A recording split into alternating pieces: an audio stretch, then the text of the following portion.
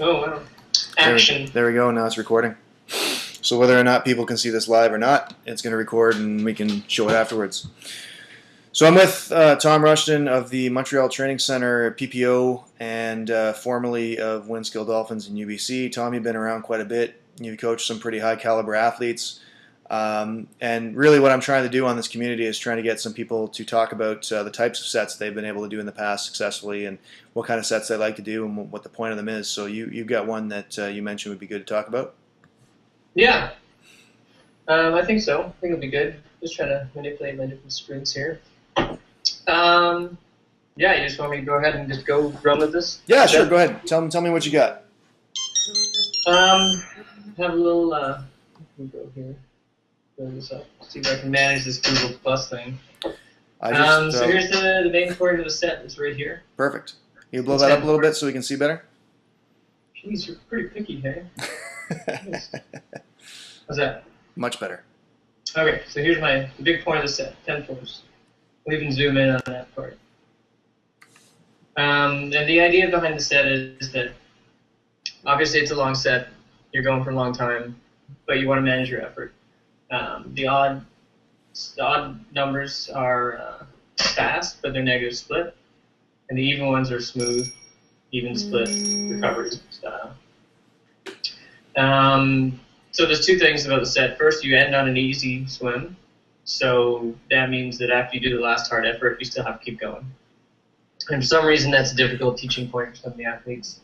And the second thing is I use this as an aerobic test, but I only record the last half of their fast effort. So on this negative split one, I do record their final time on the 400, but I'm more interested in their second half. Why are you more interested in the second half there, Tom? I just feel like it's more exciting, you know? Like if they can go a fast 400, I want to see it because I'm using it as an aerobic test. I'm not so interested if they punch in the first 100. I want to see what they're coming back in and what they're able to sustain. Okay. I do it as a progression, though. I start off with 14 twos, and then we go 12 threes, and then we go 10 fours. When we do it like this, we go 1 week, we do the 200s, next week the 300s, and the third week the 400s. And what I do, let's try this. What I do is I record it pretty meticulously. I have some examples here from last year. So this is the first time that we ran through that cycle, short course. I think I was away on this 10-3, so I missed it. But what I generally try to do, we'll use this one as an example, is I record those second halves. So on the 15, I don't know what it's 15, 200s, I'm recording the second half for this kid. And then I take the average of that. And then what I do is I make it into a 300 because that's going to be the next week. And I tell the kids that's your goal time for next week. Like as many 300s as you can. That's going to be, see how many you can get underneath that. Do you convert that by average 100 time or do you convert it by like meters per second or how do you convert that out? It's just average 100. So I take this time, which is the average of these, and then I just times it by 3, I guess. To make 300. Yeah. When would you use this? So it looks like you're doing it on a weekly basis. So you progress. So do you progress 14 twos, 12 threes, and 10 fours week after week after week, or how do you spread this out throughout the season? It's kind of in I guess it would be in the early season, kind of the base phase, I guess. I'm not very good at fitting things into I don't have a real good vernacular. I was talking to another coach, and he was talking to me about this last week how he was going from I think he was talking about how he should transition from his general prep phase into his specific prep. And this was general prep was 6 weeks, and then specific prep. And I was like, whoa, so on that week 7 is you just come in and it's totally different, or what happens? And I don't know. I just I don't have a really good vernacular on what I'm doing. But for me, it's kind of an early season set.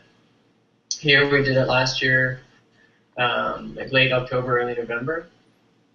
And then we did it again in January, and then again end of April, beginning of May. Oh, I see. You do a progression. So you do it 3 weeks in a row, and you do the progression through those 3 weeks. I thought you started the season with hundreds because they weren't quite in shape yet, and then Um, so you do it as a progression every time you do it. because what I want to see is here, like, can they hold the same pace?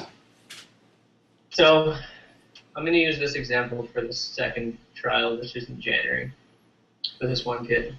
So on this one, I wrote down the pace times over here. January 9th, he did the 200s on 240 and 230. So here he's going on 240. He's going probably, he's averaging 107s on the last half. Okay.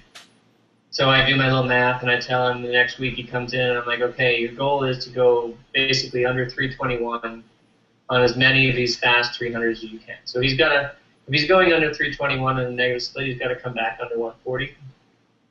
And so he got down to that on the last three. It's pretty good. I was happy with that. But what I see is his average speed is a little bit faster. That's good. And then the next time, so I didn't do the same thing. Take the average, multiply it into a 400, and then I tell him, okay, this week your goal is to go better than 427 on all of them. He comes back, does his work, it's better average. Next time we do the set, depending on what my evaluation is of where they're at, I usually take the fastest they've ever done, so here would be this one, and I tell them to hold faster than that. But I kind of give them a bit of a ballpark, because he should be, this is 3 months later, he should be quite a bit better. So let me ask you this, Tom. How do you account for like on a 3-week progression going through January, February through cold and flu season? How do you account for someone who may not have the same result the week after week due to being sick or due to homework or exams or any other reason that swimmers might not be on top of their game through a 3-week period of tests? Where do you go? I figured that would come up, so I put another example of this girl who, she did real well in the first round, and actually I sorted this one differently. Sorry. This one is sorted by date. Okay. So here you see the 3 progressions that we did last year. On this one, it's sorted by distance. So what you're seeing here is the 200 in October, and then the 200, she must have missed one. Here are the 300s, November, January, and April, and then the 400s. Well, that's what I'm getting at.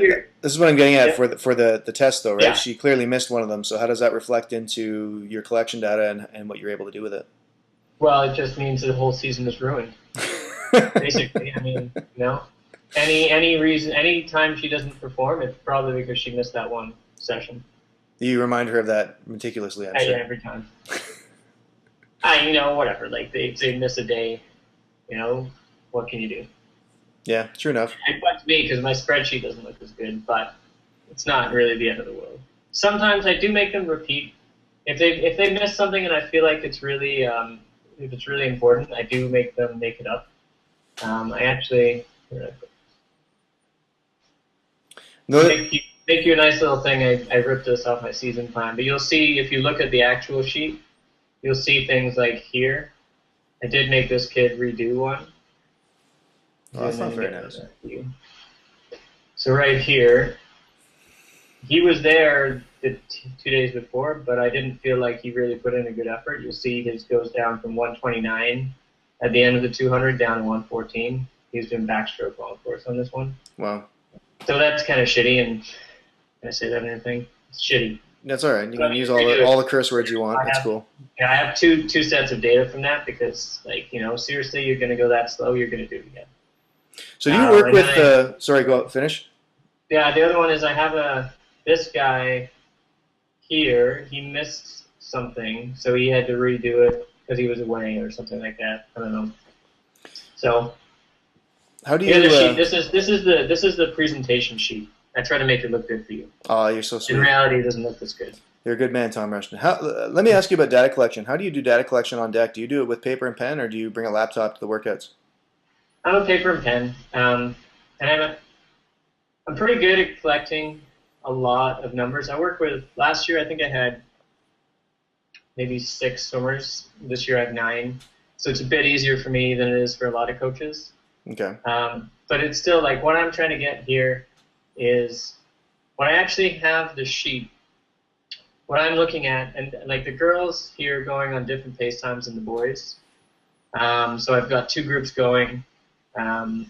I'm recording the 200 or the halfway split and the final time for every swimmer and every hard effort. And then I'm trying to get, during it, I'm trying to get a stroke rate measure and a stroke count from each of the swimmers just at some point in the last half of the set. So, for instance, in the 10-4s, when they're on the back half of that set after they go through number 5, I'm going to try to get a stroke count for just 125, like spot check, see where they're at, and I'll get a stroke rate. And I'll write that down in a little circle somewhere. And I just pen and paper it because it ends up being a mess. And I show the swimmers the sheet and they can't read it, but it's pretty much it's me studying cryptography and trying to figure out how to fit everything into one page. Yeah, it's fitting everything into one page so you can read it and you can accurately use it later, right? But it's really about what you do with that information and how you relay that information to the athletes to get the results you want. So I think it sounds like you're doing a great job with that collection and the plan that you have in place to make that better. And the name of this set, Tom, you have a clever name for this thing? Oh, yeah, the name of the set is Key Lime Pie. And it's named after key lime pie, obviously, but for any reason? Let's see. I don't know if I can, grab my sheet now because it's on the... I'm do this. There we go. Yeah. Okay, key lime pie. Because we were at a training camp in 2011, I think. Where are we at? Way up here in Fort Lauderdale. And it was a long training camp. No, it was 2012. It was a long training camp, and I got bored. I was there for 3 weeks, and I just got bored, and I decided one day we were going to drive down to Key West because I wanted to get key lime pie. But the only way I could fit this in was if we did a stop somewhere to have a swim, and we stopped right here in Key Largo, and we ended up swimming with Randy Bennett's group. And they were doing a set of 10-4s, and my guys, I just threw my swimmers in there. Luke Riley did a great job on that set that year, but I just threw my guys in there. We did the workout with his group, and then we continued on the way, and I got my key lime pie, and I was super happy. And when I came to Quebec, somehow I just decided that this was a set that was going to be the staple of my program. Now, it's not exactly the same set, but that's where I got the inspiration from. So in my head, this is the key lime pie set. I got to come up with clever names for my sets. I just call them whatever they happen to be. But I like key lime pie. It sounds much more appetizing and much more fun than 10-400s. Exactly. So, key lime pie. Yeah, if you tell someone, if you give someone a choice between, key lime pie. Yeah, if you give anyone a choice between 10-400s and key lime pie, 9 times out of 10, they're probably going to choose key lime pie. I would think so. I think the interesting part about this set too is which is the easier part. Is 14-2s easier than 10-4s? Maybe. Not for me. Well, thanks, Tom. I appreciate it. We will hopefully be back, and maybe if you have more sets you want to share, you're more than welcome to. Just give me a dingle, and we'll get you up online here. Sure, that would be great. This has been Mike Thompson and Tom Rushton.